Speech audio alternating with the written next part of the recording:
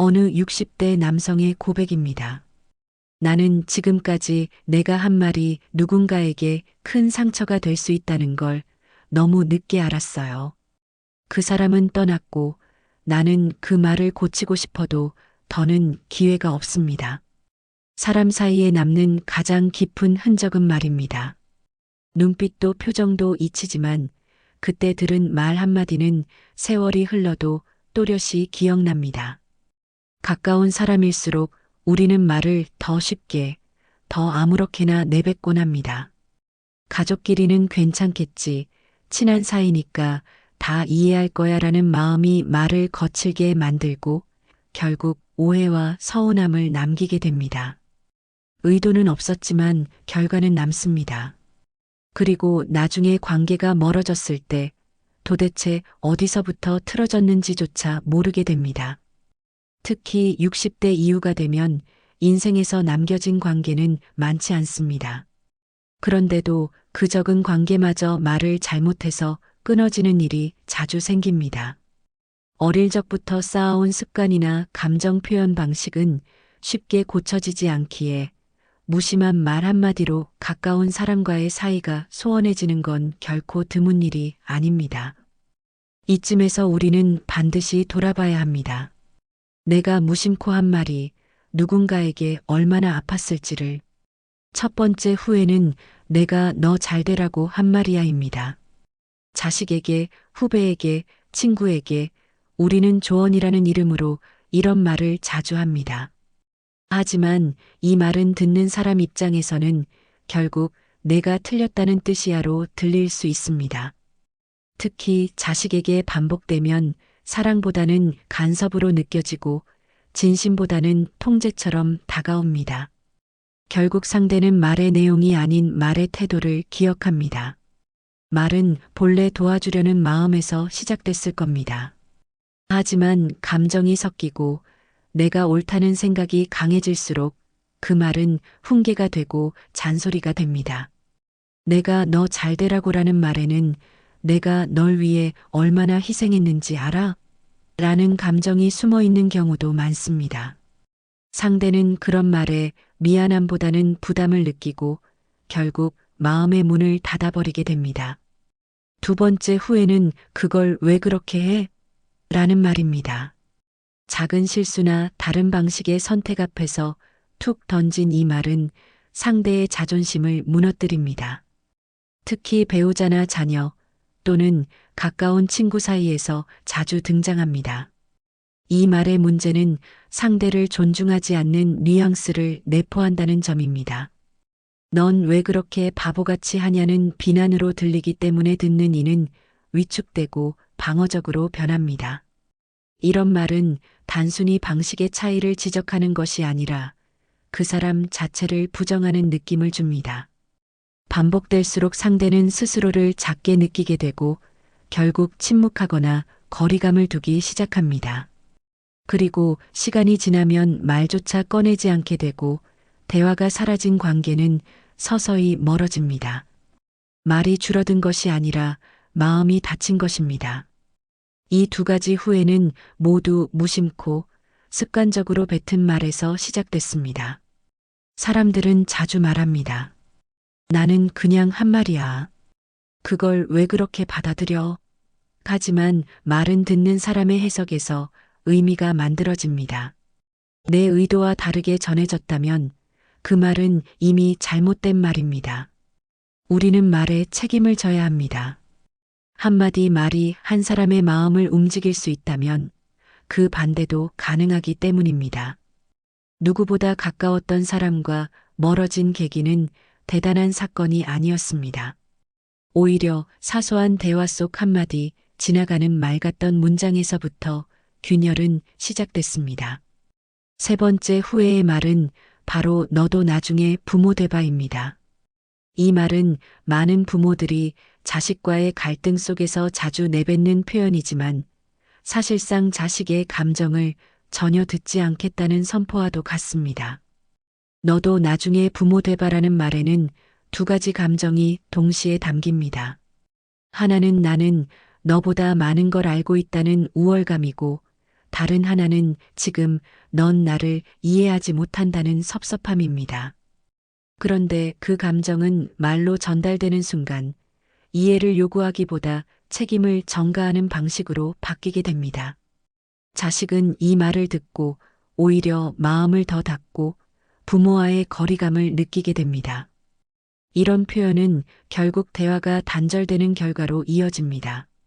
말은 서로를 이해하는 다리가 되어야 하는데 오히려 벽이 되고 맙니다. 나중에 내가 겪어보면 알 거야라는 식의 말은 지금의 아픔을 인정하지 않겠다는 선언처럼 들립니다. 결국 서로의 마음이 멀어지고 어느 순간부터는 일상적인 이야기조차 조심스러워집니다. 네 번째 후회의 말은 나는 그냥 한 말인데입니다. 이 말은 어떤 관계든 그 관계를 허물 수 있는 가장 치명적인 변명입니다. 누군가 상처받았다고 이야기할 때 진심으로 사과하기보다 난 그냥 한 말이야 라고 반응하면 상대는 자신이 민감한 사람으로 몰리게 됩니다. 그 순간부터 감정은 무시되고 대화는 방향을 잃습니다. 나는 그냥 한 말인데라는 말은 책임 회피의 전형입니다. 자신의 말을 돌아보기보다 듣는 사람의 반응을 탓하는 방식이기 때문입니다. 우리는 흔히 말합니다. 그 정도는 농담이잖아. 그게 뭐가 문제야 하지만 그 한마디가 관계를 위협합니다. 농담이든 무심한 말이든 상대가 상처받았다면 이미 그 말은 가벼운 게 아닙니다. 한 어르신은 이렇게 말했습니다. 내가 말로 사람을 잃었어요. 처음엔 그냥 대수롭지 않게 넘겼는데 지금은 그 사람이 내 말 한마디에 얼마나 속상했을지를 매일 생각합니다. 말은 시간처럼 돌아오지 않습니다. 특히 관계 속에서 한 말은 단 한 번으로 충분히 모든 것을 무너뜨릴 수 있습니다. 그리고 무너진 뒤에는 후회만이 남습니다. 이런 말들은 대부분 의도와 다르게 전달되었기에 더 깊은 상처를 남깁니다. 나는 괜찮다고 생각했지만 상대는 괜찮지 않았습니다. 나는 편하게 한 말이었지만 그 사람은 그 말 때문에 며칠 밤을 잠 못 이루었습니다. 결국 관계에서 중요한 건 내가 얼마나 진심이었느냐가 아니라 상대가 얼마나 상처받았느냐입니다. 마음이 멀어지는 데는 오래 걸리지 않습니다. 오히려 가까운 사이일수록 단 한마디로도 충분히 거리를 만들 수 있습니다. 다섯 번째 후회의 말은 이제 와서 뭘 어쩌라고? 입니다. 이 말은 후회보다 포기, 이해보다 단절을 말하는 표현입니다. 어떤 상황에서든 이 말이 나오면 상대는 더 이상 대화를 이어가고 싶지 않다고 느낍니다. 이제 와서 뭘 어쩌라고? 는 과거에 대한 책임을 현재로 끌고 오는 말이지만 정작 아무것도 해결하려 하지 않는 태도를 보여줍니다. 특히 오랜 시간 마음에 쌓인 이야기를 어렵게 꺼낸 사람에게 이런 말을 한다면 그 관계는 다시는 예전으로 돌아가기 어렵습니다. 상대는 용기 내어 자신의 상처를 드러냈는데 돌아온 건 무관심과 무책임의 말뿐이기 때문입니다. 이 말은 사과 대신 방어를 선택할 때 자주 등장합니다. 내가 잘못했는지 모를 때 혹은 알면서도 책임지기 싫을 때 우리는 이 표현을 씁니다. 하지만 그 순간 상대는 내 감정은 중요하지 않구나. 이 사람은 나와 화해할 생각이 없구나 라고 느끼게 됩니다. 그렇게 상처는 더 깊어지고 관계는 한 걸음 더 멀어집니다. 무심코 던진 말이었을 수도 있습니다. 그저 상황을 넘기고 싶었던 것일지도 모릅니다. 하지만 그 말 한마디가 상대의 마지막 기대를 꺾었고 그 순간부터 두 사람 사이에는 말로도 메울 수 없는 간극이 생깁니다. 그리고 시간이 지난 뒤 우리는 이렇게 말합니다. 그때 그렇게 말하지 말걸. 그러나 늦었습니다. 상대는 이미 마음을 닫았고 관계는 그 지점에서 멈췄기 때문입니다. 말은 때로는 칼보다 깊이 베입니다. 왜냐하면 말에는 감정이 담기고 감정에는 기억이 남기 때문입니다. 우리는 시간이 지나면 상황은 잊지만 그때 받은 말의 느낌은 오래오래 기억합니다. 그때 그 사람이 그렇게 말했다는 기억은 세월이 지나도 선명하게 되살아납니다. 반대로 따뜻한 말 한마디도 마찬가지입니다. 누군가의 진심 어린 말 한 줄이 수십 년이 지나도 마음을 데워주는 경우도 있습니다. 그렇기에 말은 기술이 아니라 태도입니다. 우리는 무엇을 말했느냐보다 어떤 마음으로 말했느냐에 따라 그 말의 무게가 달라진다는 것을 잊지 말아야 합니다.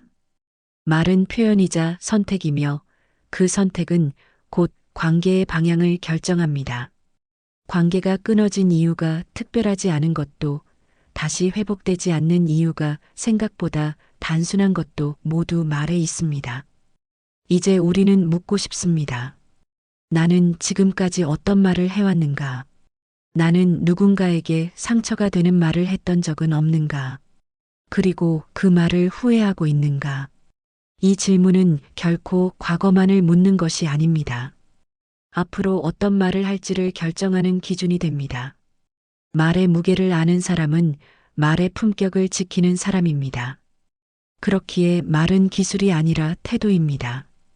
우리는 무엇을 말했느냐보다 어떤 마음으로 말했느냐에 따라 그 말의 무게가 달라진다는 것을 잊지 말아야 합니다. 말은 표현이자 선택이며 그 선택은 곧 관계의 방향을 결정합니다. 관계가 끊어진 이유가 특별하지 않은 것도 다시 회복되지 않는 이유가 생각보다 단순한 것도 모두 말에 있습니다. 그래서 지금부터는 우리가 어떻게 그 말을 바꾸어야 하는지에 대해 생각해 보려 합니다.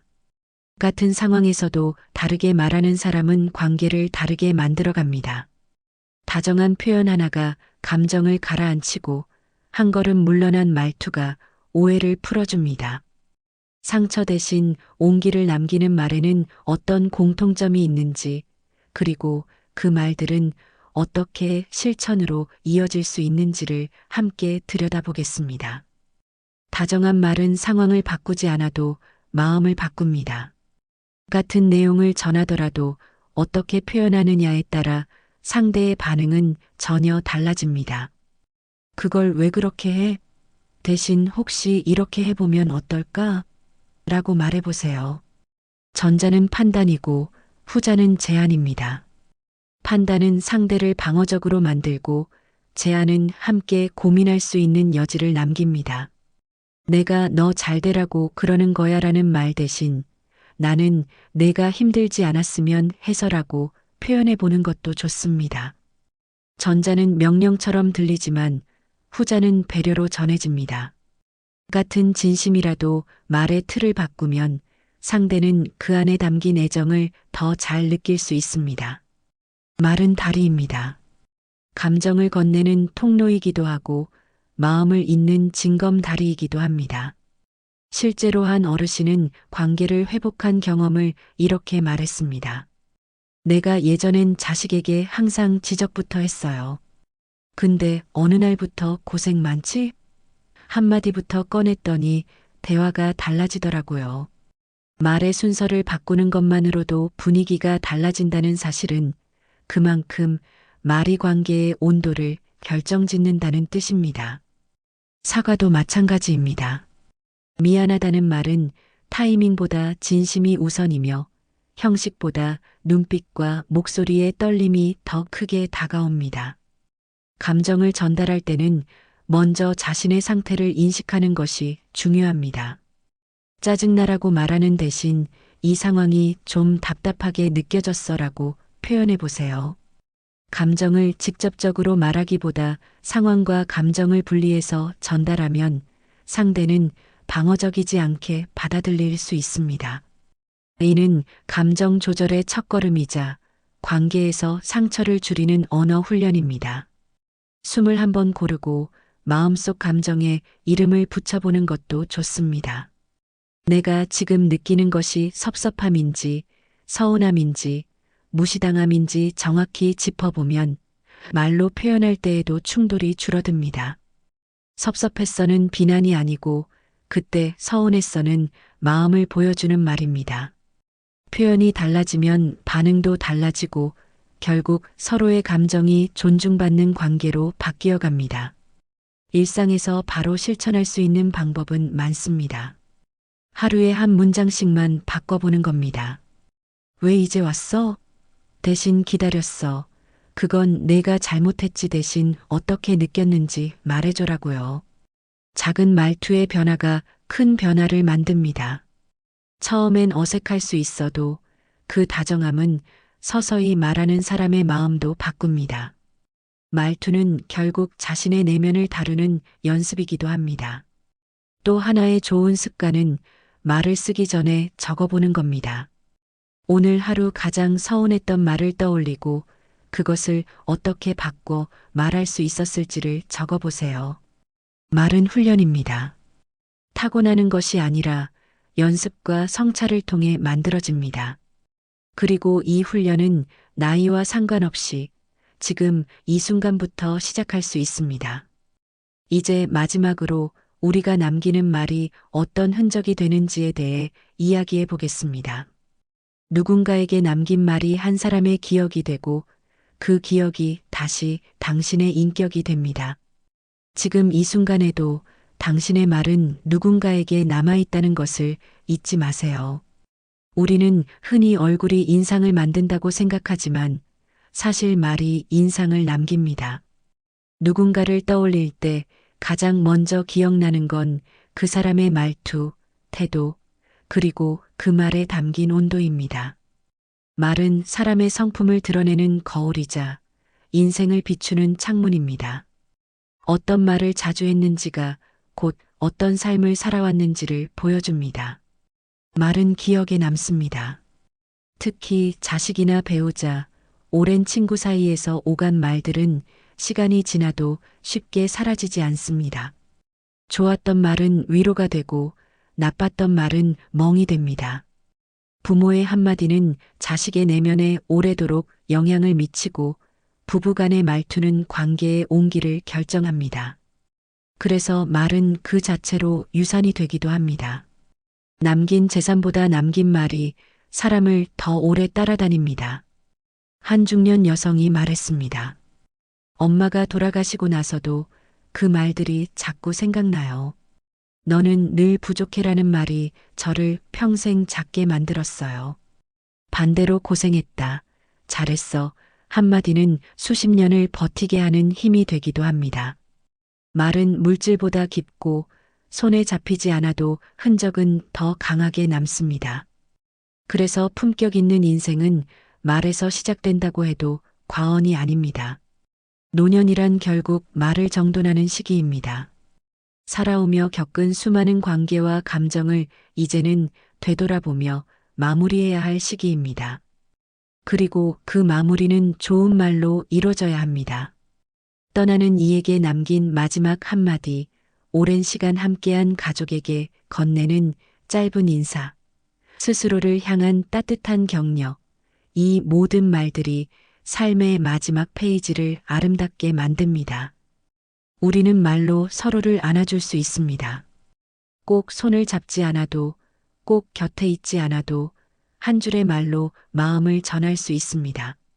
지금껏 하지 못했던 말이 있다면 오늘 말해보세요.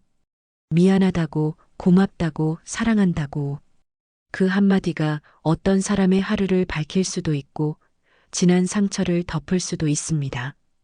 그리고 무엇보다 중요한 것은 나 자신에게도 그 말을 건네는 일입니다. 그동안 잘 버텼어. 지금도 괜찮아. 이만하면 충분해. 우리는 타인에게는 따뜻한 말을 아끼지 않으면서도 스스로에게는 너무 인색하게 굽니다. 이제는 나를 향한 말투도 바꿔야 할 때입니다. 말은 마음을 가꾸는 도구이며 나 자신을 위로하는 기술이기도 합니다. 관계는 결국 말 위에 세워지는 다리입니다. 그 다리는 튼튼하지 않아도 됩니다. 단단한 진심과 조심스러운 표현이면 충분합니다. 우리가 말에 조금만 더 마음을 담는다면 상처는 줄고 이해는 늘어날 것입니다. 고운 말 한마디가 인생을 바꾸고 그 말이 남겨진 흔적은 끝내 당신의 품격이 됩니다. 오늘 하루 말 한마디만 따뜻하게 바꿔보세요. 그 한마디가 당신을 설명합니다. 그리고 그 말이 누군가에게 오래도록 기억될 것입니다.